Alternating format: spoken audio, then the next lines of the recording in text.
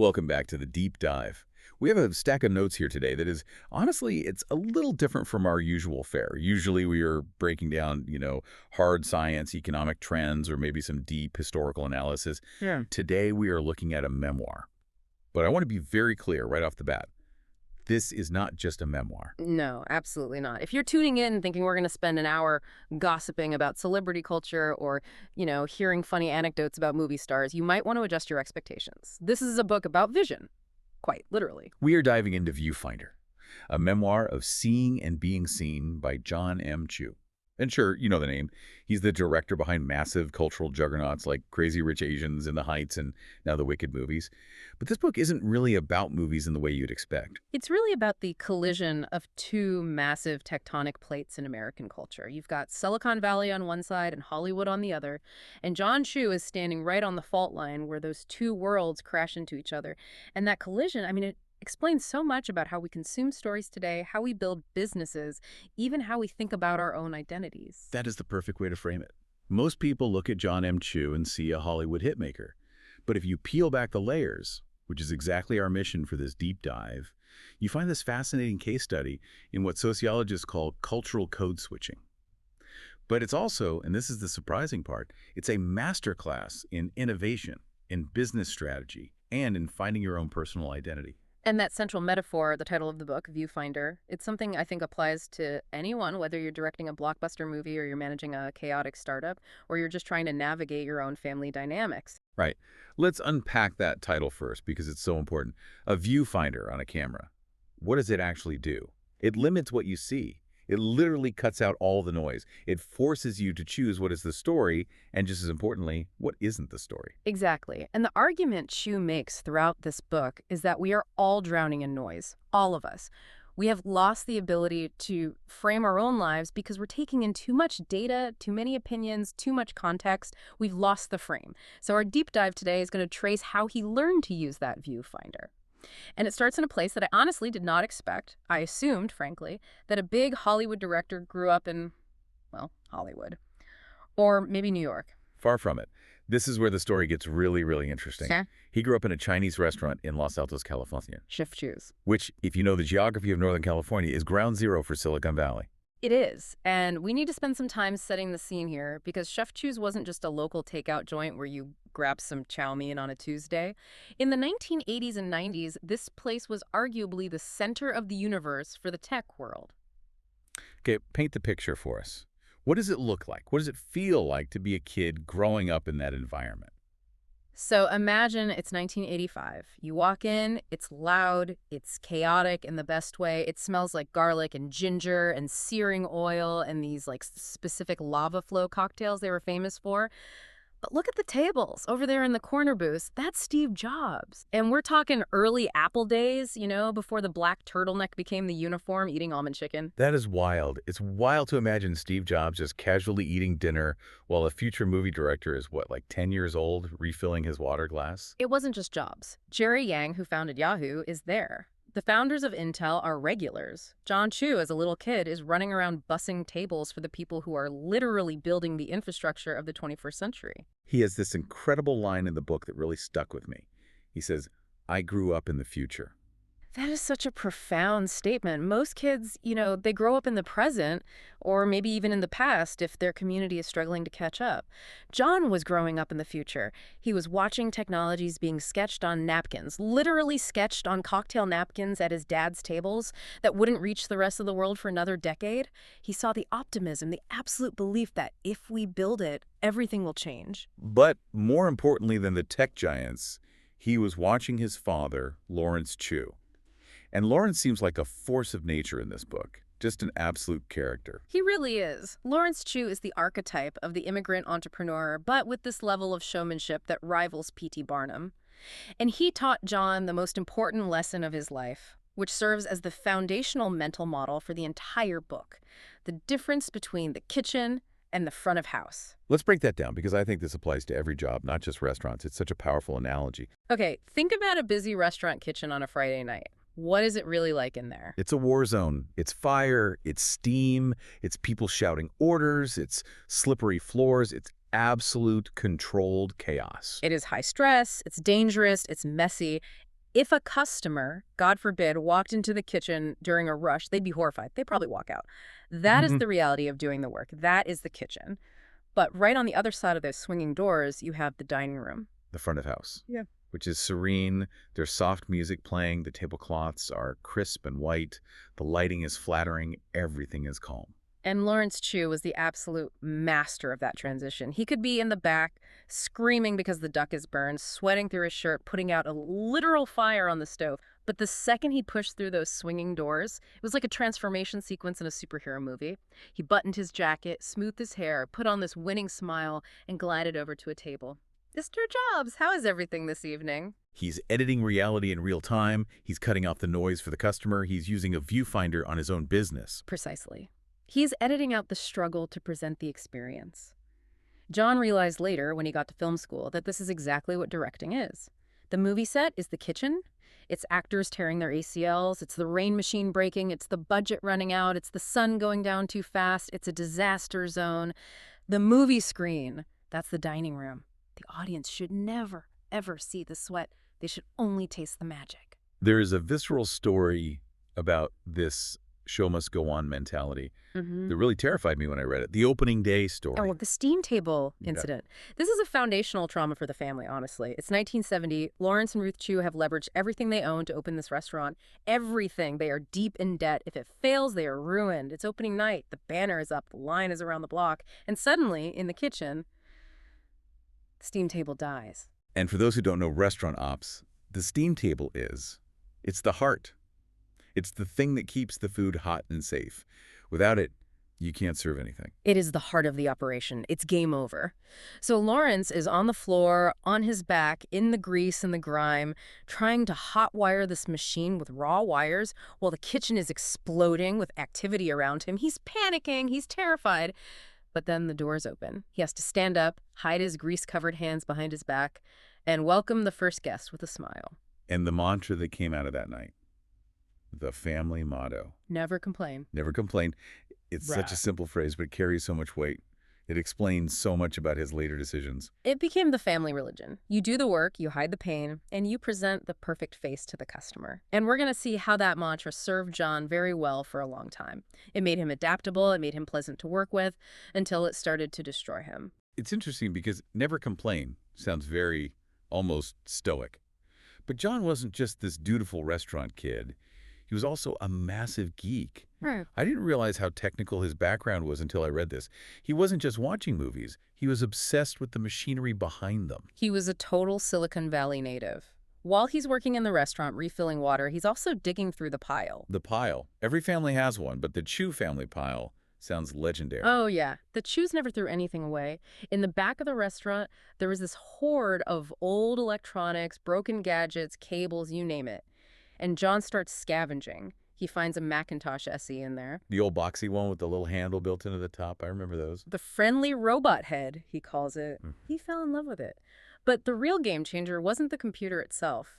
It was a mixer his brother Larry bought for a hobby project. And then later, the holy grail of his childhood, the Quadra 660 AV. Okay, you're going to have to explain the Quadra 660 AV. To most people, that sounds like a meaningless serial number. Why does a specific model of computer matter so much to the trajectory of a film director? This is crucial. It gets into the technical side, but you have to understand how editing worked before this machine.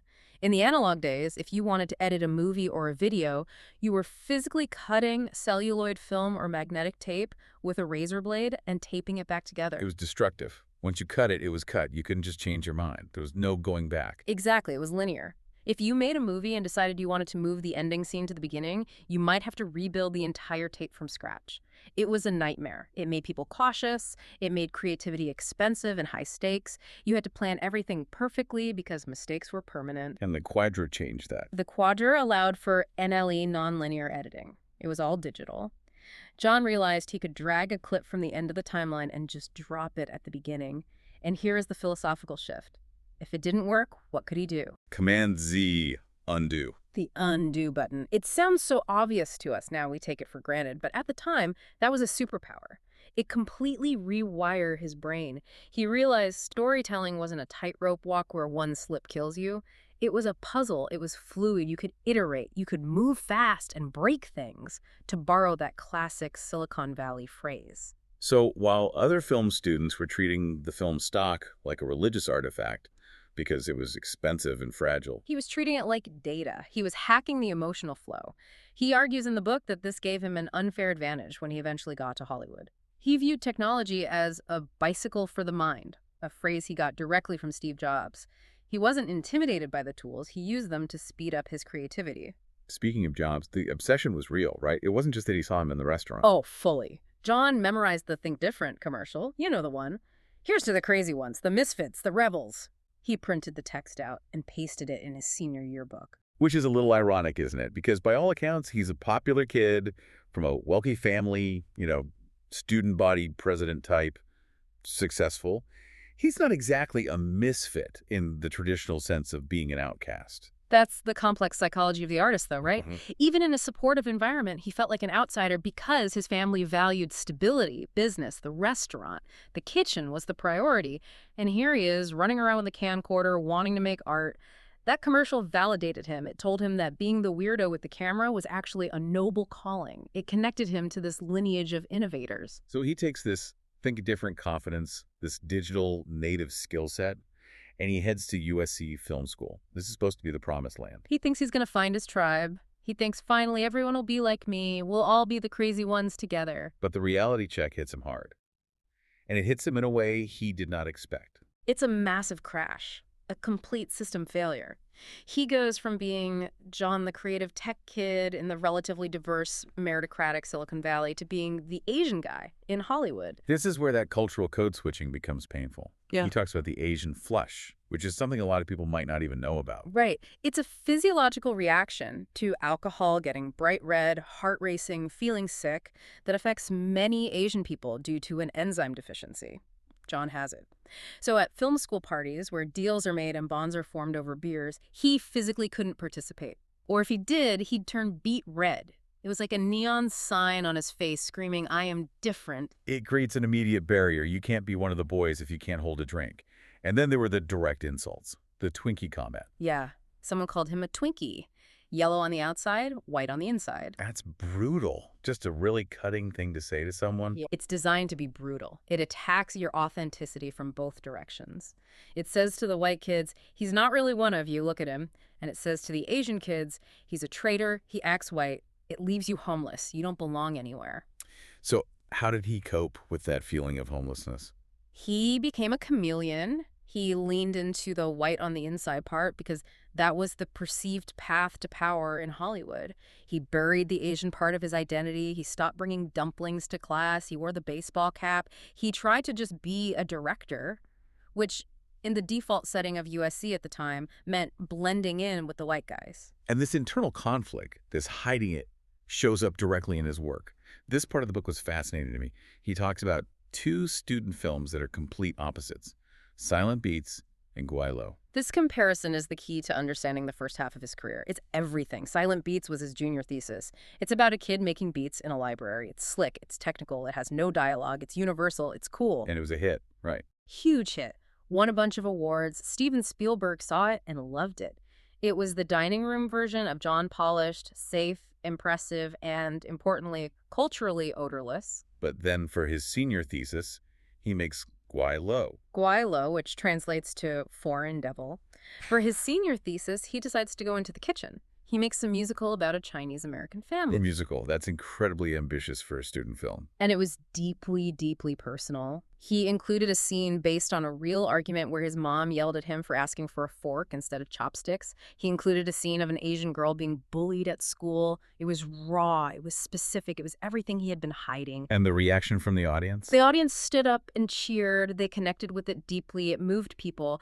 But John's reaction is the fascinating part. He didn't feel proud. He didn't feel vindicated. He felt exposed. Oh, everyone loved it. It was a success. Shame. He felt that by making a movie about Asian people, he had pigeonholed himself. He thought, oh no, now I'm going to be the Asian director. I want to be the next Spielberg. He thought that being specific made him small. He thought that showing his kitchen made him look messy and unprofessional. So what did he do with the film? He didn't capitalize on its success? He buried it. He literally put the master tape in a box and hid it in a closet. He didn't send it to festivals. He didn't put it on his reel. He hid his most authentic work for 15 years. That is tragic. But also, I think, very relatable for a lot of people. We hide the thing that makes us weird because we want the job or the promotion or the acceptance. We think professional means generic. Exactly. He chose assimilation over authenticity. He followed the Hollywood flowchart. And to be fair to him, for a while it worked. It did. He gets hired.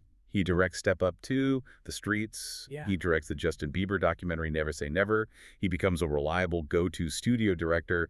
He's making money. He's famous. But even in those projects, his Silicon Valley roots were secretly running the show. Take the Bieber movie. This is a great story about the shift in power dynamics in media. The Twitter story. This was amazing. Yes. So John is directing this doc, and Justin Bieber, who is exploding in popularity but still seen as kind of a niche teen thing by the adults in the room, he tweets at John, just something simple like, "Why you're following me, dude?" And John's phone melts. It literally crashes, the screen freezes up because tens of thousands of notifications are hitting it simultaneously. In that moment, holding that hot, frozen phone, John realized something the studio heads at Paramount didn't know yet. What was that? That the gatekeepers were dead. The studios were still operating like it was 1990. We decide who the star is, we buy the billboards, we tell you what to like. John saw that the audience was now the distribution network. The fans were the marketing department. So he leaned into that. He saw the future. He did. He realized he could bypass the traditional machinery. He crowdsourced footage for the movie from fans. He engaged directly with the fans on Twitter.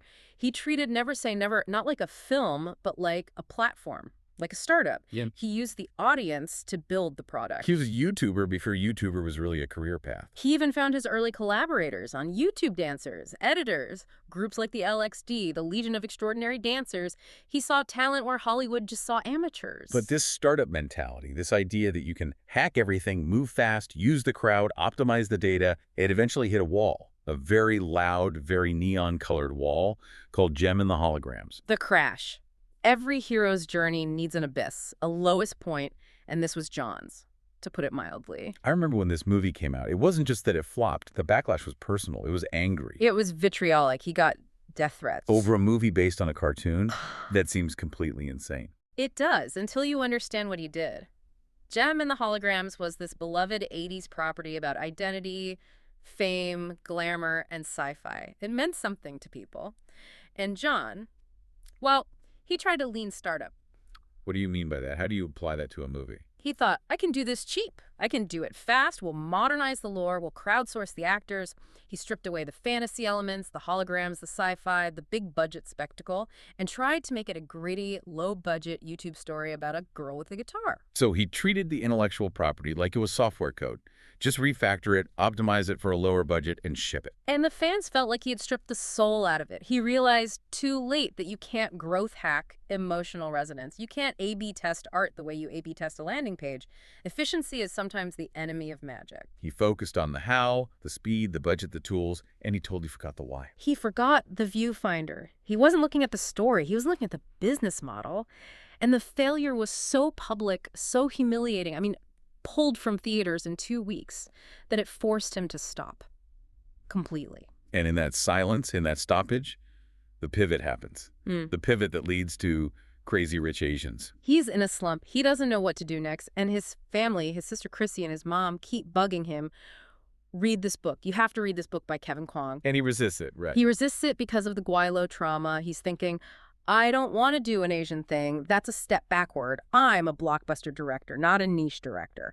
But finally, mostly to get them to shut up, he reads it. And he meets Rachel Chu, the main character. The protagonist, an Asian-American economics professor who goes to Singapore for the first time and realizes she is a total fish out of water. She's too American for the Asians, and she's too Asian for the Americans. She is him. It's the Twinkie problem, but as a story. She is him. Reading that book, the Gweilo shame just dissolved. He realized that his specific experience, the thing he had been hiding since USC, was actually a universal story about finding your place in the world. He realized that by being specific, he could be universal. So he decides to make it. But making it? Wow, the hurdles were enormous. Let's talk about the Prince Harry problem. This is a really sobering look at how Hollywood's systemic bias works. They needed a Nick Young, The male lead, he had to be handsome, suave, have a British accent, sophisticated. You'd think it's a planet of 8 billion people. There has to be a guy out there somewhere. The casting directors came back empty-handed. They said, he doesn't exist. It's terrifying. They just couldn't find anyone. It is, because Hollywood had never consistently cast Asian men as romantic leads, so Asian actors never got the reps, they never got the training, the exposure, the demo reel. The pipeline was completely broken. It's the scarcity mentality made manifest. If you don't see it, you can't be it. And if you can't be it, you don't exist in the casting system. So how on earth did they find Henry Golding? It was a total fluke. An accountant in the production office in Malaysia remembered seeing a guy on a travel show. Henry Golding wasn't even an actor. He was a travel host. That is wild. They had to go completely outside the system. They had to. It proves that the talent is out there, but the viewfinder of Hollywood was just too narrow to see it. They had to literally manufacture a star because the system had failed to produce one. Okay, so they have the cast, they have the script. Now comes the business deal. And this, to me, is the most deep dive part of the story. The billion-dollar decision. Netflix versus Warner Bros. This is the ultimate showdown between value and values. It's a fantastic case study. Set the scene. It's 2016-ish. The streaming wars are heating up. Right, streaming is exploding. Netflix wants this movie badly. They put a deal on the table that is staggering. We're talking a guaranteed trilogy. Guaranteed trilogy. 7-figure minimum payouts for the producers up front before they even shoot a frame. Complete creative freedom, and most importantly, safety. If the movie is on Netflix, nobody knows if it flops. There's no opening weekend box office headline to humiliate you if it fails. It just exists in the algorithm forever. It's the smart money play. It's the Silicon Valley play. Optimize for revenue and safety. Take the sure thing. Then you have Warner Bros. Old school Hollywood. A standard theatrical release, no guaranteed sequel. And if it bombs on Friday night, you are a public failure. Your career is dead. And the money was significantly less up front. So why? Why did John and Kevin Kwan walk away from the Netflix fortune? It seems like a crazy risk. Because they went back to the viewfinder. They asked themselves, what is the mission of this movie? Is the mission to make us rich? Or is it to shift culture? And you can't really shift culture from a laptop screen while someone is doing laundry. John argued that Netflix's content is what you watch while you're folding laundry or scrolling Instagram. But a movie theater, that is a cultural event. It forces people to leave their house, pay a babysitter, buy a ticket, and sit in the dark with strangers to experience an emotion together. They needed the headline, the big public win. They needed Crazy Rich Asians as #1 at the box office. That headline changes how studios greenlight movies for the next 10 years. You don't get that headline with streaming. So they bet on themselves. They bet on the audience. And they were right. I mean, Yes. Historically, monumentally right. It changed everything. It proved that diversity isn't just a social good, it's good business. I want to zoom in on the production of Crazy Rich Asians for a second, because there was one scene that John breaks down in the book that I think is just a masterpiece of direction and storytelling, the mahjong scene. The gunfight without guns. This is where John's understanding of visual language and cultural nuance really shines. For those who haven't seen it, it's the climax of the emotional story. Rachel, the American girlfriend, is facing off against Eleanor, the disapproving mother, played by the amazing Michelle Yeoh. They are playing mahjong. Now, mahjong is a game of strategy, but it's also a game of creating harmony. You're building sets of tiles. In the book, John explains the specific tiles. Rachel draws a tile called the Eighth Wonder. It's a winning tile. If she keeps it, she wins the game. She defeats the mother. Which is what the American protagonist usually does in a movie. They win, they conquer, they get the guy. Exactly, the Hollywood formula. But Rachel looks at the tile, and she discards it. She throws it away. She allows Eleanor to pick it up and win the game. Why does she do that? It is the ultimate power move. By folding her winning hand, she tells Eleanor, without words, I am not the selfish American you think I am. I love your son enough to walk away so that he doesn't lose his family. She loses the game to win the argument.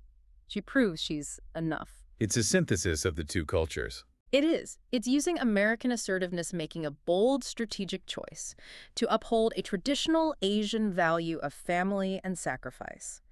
It is the two halves of John's identity, Silicon Valley and Chef Chu's, finally shaking hands on screen. It's saying, I am both, and that is my superpower. That's beautiful. And speaking of Chef Chu's, this massive success led John to reevaluate his own parents, didn't it? We talked about never complain earlier. Yeah. After the movie, he started looking at his parents not just as mom and dad who ran a restaurant, but as protagonists in their own epic movie. He used his director's eye on them. He visualized his mother fleeing Taiwan as a young woman. He visualized his dad sketching that Chef Chu's logo on a napkin, terrified but hopeful. But he also realized that never complain had an expiration date, that the lesson had to evolve. This is the hard wisdom of the book. He realized that for his parents' generation, for immigrants, silence was a survival mechanism. If they complained about a racist customer, they might lose the business. Silence put food on the table. But for John, for his generation, For John, and for his kids, silence is complicity. He realized that he honors his parents' sacrifice not by repeating it, but by evolving it. He has the privilege and the power to speak up now, because they stayed quiet then. So his version of protecting the family is to challenge the studio executives, to demand representation. that's a powerful distinction. It's not rejecting his heritage. It's updating the software for a new operating system. Exactly. It's Heritage 2.0. But version 2.0 still has bugs, and we have to talk about In the Heights. Yeah. This is where the Viewfinder failed him, and he admits it. This is a crucial chapter on humility and learning. So he directs this massive, beautiful musical celebrating the Latinx community in Washington Heights. He thinks he's doing another Crazy Rich Asians, bringing joy and representation to the big screen. But when the trailer drops, there is immediate and significant backlash about colorism. Critics pointed out that the lead actors were mostly light-skinned, which effectively erased the Afro-Latinx population that is so central to that neighborhood's identity. And John was blindsided. He admits it in the book. He was looking for star power or the best actors in the traditional Hollywood sense. He was using the old Hollywood Viewfinder. And he missed the specific racial dynamics of that community. He missed the kitchen reality of Washington Heights. Now, the old John that never complained, John might have just stayed quiet and hoped it blew over. Or the Hollywood John might have had a publicist issue some kind of non-apology. But he didn't. He listened. He issued a genuine, heartfelt apology. He acknowledged the hurt. He realized that when you are one of the only minority directors operating at that level, you carry this impossible weight of representing everyone. It's a heavy burden to carry. An impossible one, really. It is. Right. But he accepted it. He realized his frame was too small, and he needed to widen the viewfinder. It was a painful public lesson, but a necessary one for his growth. It taught him that his perspective isn't the only perspective that matters. And now he's applying all of this to Wicked, which seems like the biggest canvas you could possibly paint on. I mean, the pressure must be immense. It's massive. And interestingly, he's doubling down on the kitchen philosophy his dad taught him. Oh, so? With a fancy movie like that. He's rejecting the green screen everything approach that's so common now. For the massive tulip field scene in Oz, he planted 9 million real tulips. Wait, 9 million real tulips. Why would you do that? We have computers that can generate a perfect field of tulips in 5 seconds. Because he knows that belief comes from texture, from reality. He wants the actors to smell the dirt. He wants the light to hit real petals. He's using his Silicon Valley tech massive cameras, drones, incredible visual effects, but he's grounding it in the tactile reality of the kitchen. He's finally merged the two worlds perfectly. He's using the front of house polish, but building it with kitchen reality. That brings us to the end of the book and this final philosophical concept he lands on, the idea of the courage engine. I love this concept. Joyton concludes that courage isn't a personality trait. You aren't just born brave or not brave. Courage is an engine. It needs to be fueled. You have to work at it. And what is the fuel for the engine? Your story. Knowing who you are, understanding where you came from. He goes back to the pile in his parents' But house, that's- right? The one he scavenged in as a kid. He does. He walks into that horde of junk he used to hate. The old cables, the broken appliances, the stacks of old menus. And through his new, wider viewfinder, he sees it differently. He realizes the mess shows we were here. It's not trash, it's archaeology. It's evidence of love. It's the proof of the struggle. That is such a poignant image. So let's bring this all back to the listener. We've unpacked the tech, the identity crisis, the business deals. If I'm listening to this and I'm not a film director, what do I take away from all this? I think there are 4 key takeaways here that apply to almost anyone in any field. Get me. First, use the viewfinder. When your life feels overwhelmed, too many emails, too many choices, too much noise, don't try to fix the whole world at once. Just frame a small rectangle of truth. Fix that one shot, then move to the next. Focus on what's in the frame. Ignore the noise outside of it. I like that. Second, Tools are just tools.